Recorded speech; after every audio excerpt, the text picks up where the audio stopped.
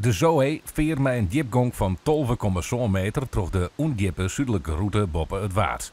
Door het Waard van Doe, noordwesterstwarm, windkracht 8, maken het schip slagziede dat oprond ont meer dan 30 graden. De romp van de Zoe kwam daar toch meters dieper te liggen, met toch het schip nevens zaakkundigen de zeeboaiem rekken. Persoonlijk denk ik dat door zijn weersomstandigheden, door extreme slingeringen, dat hij toch in dit gebied de bodem geraakt heeft en dat daar juist de meeste containers overboord gevallen zijn. Het schip is 60 meter breed, 30 graden slagzij. Dan neemt je diepgang zeker met 15 meter toe.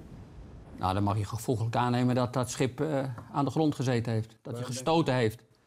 Exprutst het programma met bemanningsleden en Andreas Latz. Hij is geestelijk verzorger van het Zeemanshoes in Bremerhaven en wie on boord doet het schip in de havenlei. Ich muss sagen, dass es auch wohl Seeleute gab, die auch dann in der Nacht sicherlich auch Existenzängste, Bedrohungsängste, vielleicht auch Todesängste gehabt haben.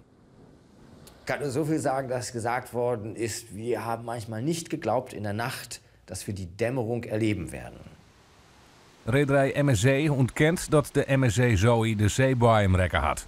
Wel stuurt de reederij de containerskippen nou over de noordelijke route. Die route is dieper, maar het wordt ook een paar uren langer.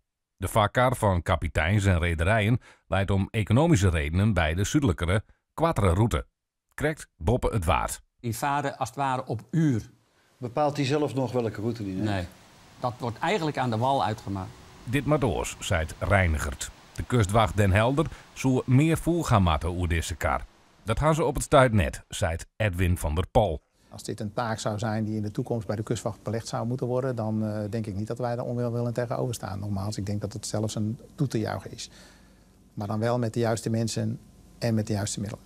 Ja, ik vind wel dat dit onderzocht moet worden en dat de kustwacht ook de autoriteit krijgt en zegt tegen die kapitein: kapitein, moet u luisteren, u neemt nu op een gegeven moment de noordelijke route en u gaat niet boven de Waddeneilanden langs. Dan had u in ieder geval tegen de kapitein gezegd: kapitein, realiseert u zich, u gaat dat risico. Dat hadden we dan wel kunnen doen, zeker, ja.